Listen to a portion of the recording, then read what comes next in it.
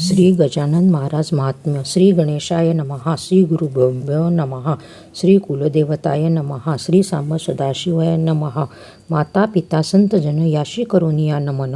भावे करू महात्म्य वर्णन शेगावच्या संतांचे. शेगाव क्षेत्र परम सुंदर. भाविक तेथील नारी नर. तेथे गजानन यतीवर भर माध्यांनी प्रकटले. देवीदास बुवांच्या द्वारी टाकल्या उष्ट्या पत्रावळी. पाहिली यतीवरांची स्वारी शीते निवडून खाताना. शांत मुद्रा दिगंबर मूर्ती. बंकटलाल कुलकर्णी पाहती त्यांच्या मनी होय उपरती. कोणी योगी असावा दिसती जरी वेडेचार, तरी अधिकार असे थोर. त्यांनी पाहून पान वाढवणे समोर स्वामींच्या ठेविले. वरण भात भाजीपोरी सर्व कालवणी एकसरी. गंधे पाणी पिऊन वरी वायू वेगे पळाले. बंकटलाल घरी आला त्यास स्वामींचा लागला. त्याने गाव धुंडाळीला तरी पत्ता लागेना. गोविंदबुवा टाकळीकर कीर्तन करती अतिसुंदर. बंकटलाल व पितांबर कीर्तना निघाले. मार्गात आडबाजूला स्वामी दिसले बंकटलालाला. मनी तो अति हर्षेला स्वामीराया पाहून. शेजारी माळिनीचे घर. बंकटा आणि झुणका भाकर पाणी आणि पितांबर ओढ्यावरी जाऊन. झुणका भाकर खाऊनी त्यावरी पाणी पिऊनी आज्ञा केली महाराजांनी कीर्तनाला जाई रे. कीर्तनी बुवा टाकळीकर यांचा घोडा अति खोडकर. त्यांनी तो मंदिरासमोर बांधून ठेविला असे.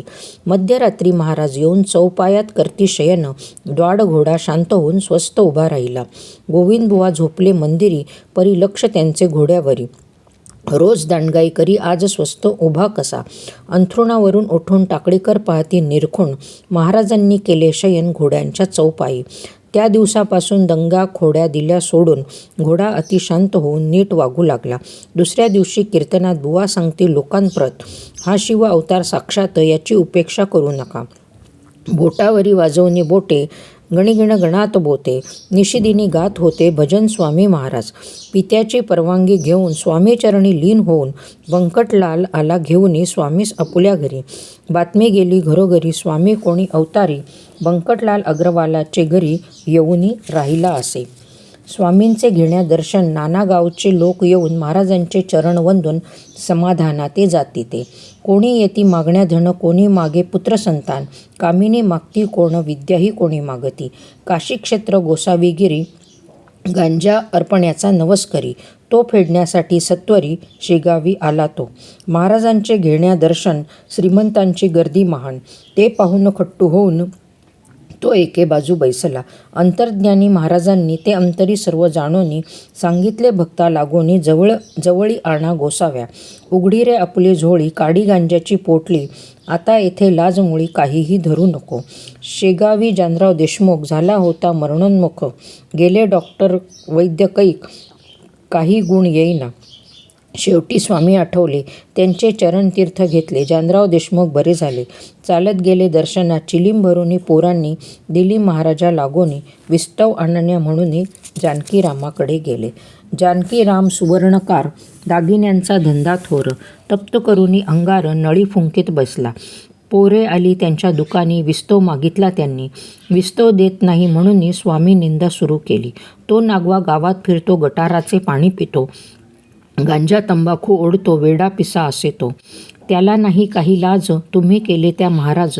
तुम्ही नाही काही काज, चालते व्हा येथोनी. पोरे रिकामी आली परत. विस्तव देत नाही म्हणत जानकीराम माजला मस्त. स्वामी निंदा करतो, महाराज म्हणती हसून. वरती काडी धरा लावून विस्तव येईल धावून. आणि झुरका मारिला. तात्काळ विस्तव पेटला. ऐसा चमत्कार झाला, धुराचा लोट निघाला. महाराज मुखातून इकडे जानकीरामा घरी. ऐका काय झाली परी. पितृश्राद्धाचे जेवण करी जेवावया बैसले. त्यांनी चिंचवणे वाढताना किडे दिसले वाढप्यांना. त्यांनी ते जानकीरामा चिंचवणे दाखवले.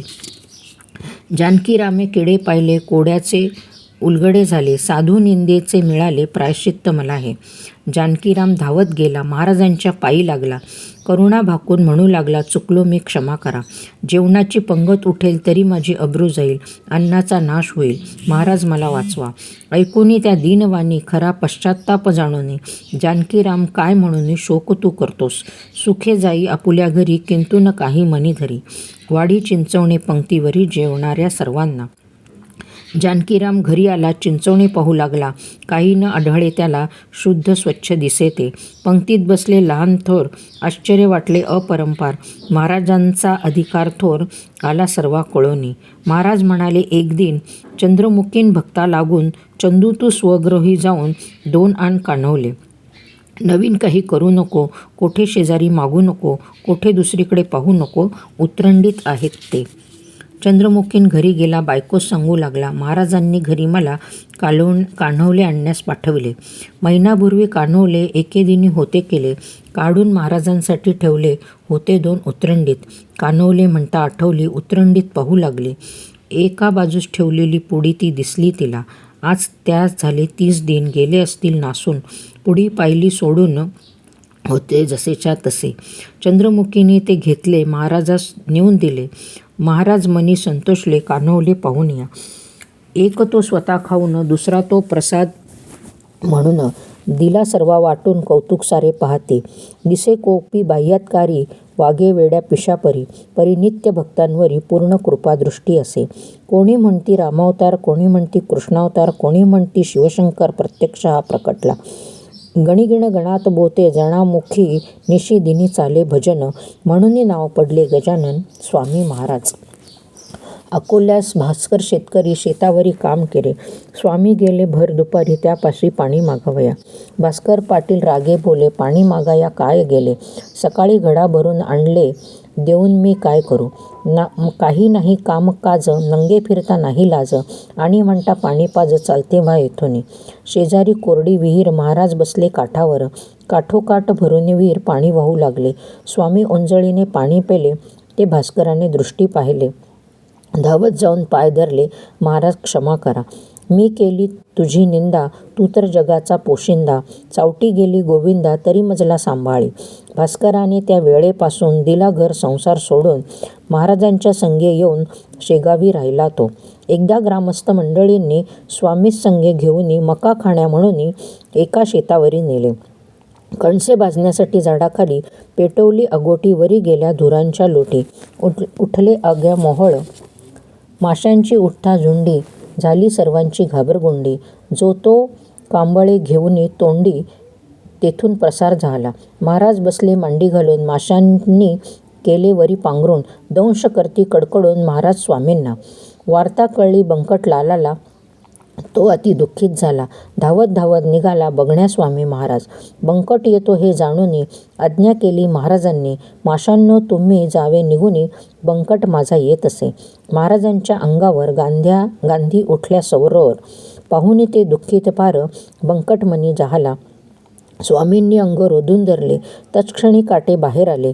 जमलेल्या सर्वांनी पाहिले, आनंद सर्वा झाला. शेगाव निवासी पाटील हरी स्वशक्तीचा गर्व करी, महाराजांच्या बरोबरी. कुस्ती खेळू म्हणे मी, हरीने नेले स्वामीला. कुस्ती खेळण्या तालमीला, हरी पाटलाचा नक्षा उतरला. स्वामी चरणी लागला हरीचा भाऊ खंडू पाटील. त्याला नव्हते मुलबाळ, पाय धरून घातली गळ, मजला पुत्र दे स्वामी. अरे तू श्रीमंत पाटील, भीक मागतस माझ्याजवळ, जा रे तुला होईल बाळ, नाव भिका ठेव त्याचे. खंडू पाटील पुत्र झाला, भिका नाव ठेवले त्याला. आमरसपुरीच्या जेवणाला त्याने गावास घातले. एकदा तेलंगी ब्राह्मण आले, वेद ऋचा म्हणू लागले. त्यांना महाराजांनी दाखवले चूक कोठे होते ती. बाळकृष्ण नामे बाळापुरात होता एक रामदासी भक्त, रामे दिला त्याला दृष्टांत, मीच गजानन महाराज. अमरावतीस आत्माराम भिकाजी होता प्रांत अधिकारी, औचित जाऊन त्याचे घरी दर्शन त्याला दिले. तेथून खापर्डे वकिलांनी महाराजास घरी नेणोनी, पूजा नैवेद्य अर्पोनी चरणी त्याच्या लागले. गणेश अप्पा लिंगायत, त्याची पत्नी परमभाविक, स्वामींना स्वगृही आणण्यास तिने पतीला पाठवले. महाराजांच्या अवतीभोवती मेळा श्रीमंतांचा आती, चला माझ्या गृहाप्रती, जो तो त्यासी म्हणत असे. श्रीमंतांचा तो हिरमोड, तेथे आपला काय पाड, चला म्हणाया त्याला तोंड, काही केल्या होईना. गणेश अप्पा करी विचार, तो महाराजांनी धरला कर, तेथून लांब तुझे घर, अप्पा कितीसे आहे रे. धन्य वाटले गणेश अप्पांना, त्यांनी पोटी हर्ष मावेना. तो घेऊन महाराजांना स्वगृहा परत आला.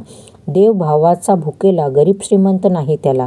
जशी श्रद्धा असे त्याला, फळ त्याचे मिळत असे. प्रथम बंकटलाला घरी महाराजांची होती स्वारी. तेथून खंडू पाटील घरी काही दिवस राहिली. एकदा महाराजांची स्वारी शेगाव सोडून निघाली. भक्तजनांनी प्रार्थना केली, येथेच तुम्ही राहावे. प्रार्थना ऐकून सर्वांची, जेथे मालकी नाही कोणाची, यापुढे तेथेच राहण्याची माझी इच्छा असे. सरकारात मर्जी केली. 1 एकर जागा मिळाली. तेथे मठ स्थापन केली सर्वांच्या मताने.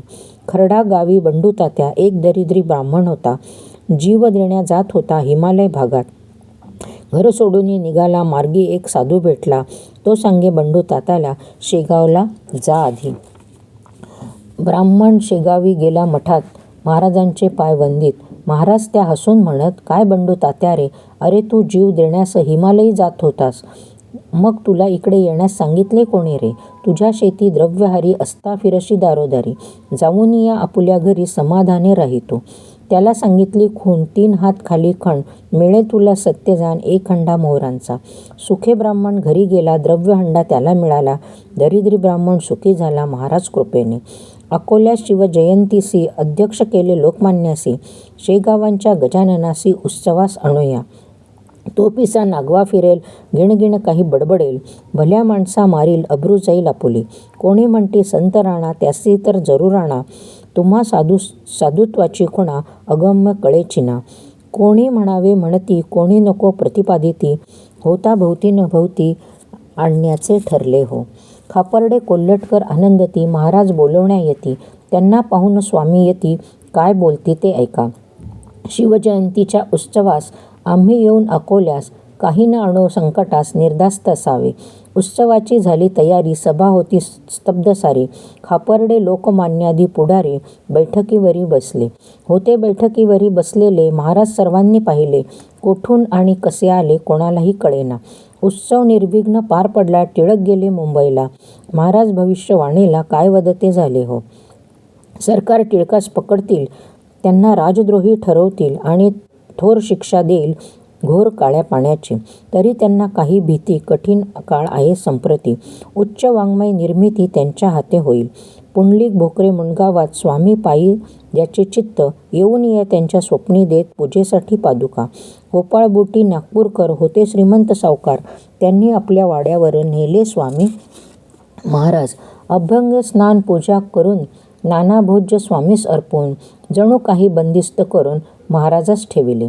शेगावकर भक्त मंडळींना येणे त्याने केले मना. स्वामीस नेतील त्यांच्या मना याची भीती असे. हरी पाटील व शेगावकर आले बुटीच्या वाड्यावर. त्यांच्याबरोबर यतीवर आले परत शेगावी. एकदा महाराज म्हणती, वासुदेवानंद सरस्वती येती, तरी उद्या सावधान अति तुम्ही सर्वांनी राहावे.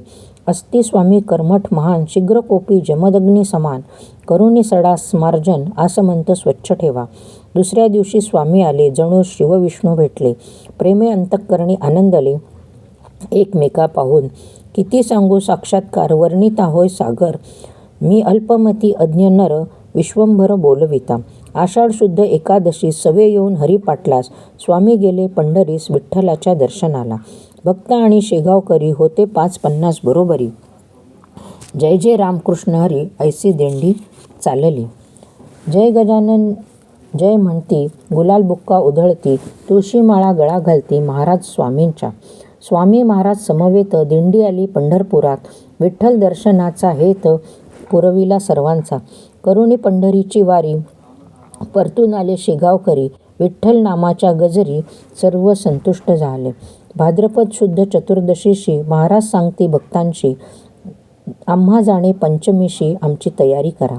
गेलो हे शरीर टाकून, तरी मी तुमचा रात्रंदिन.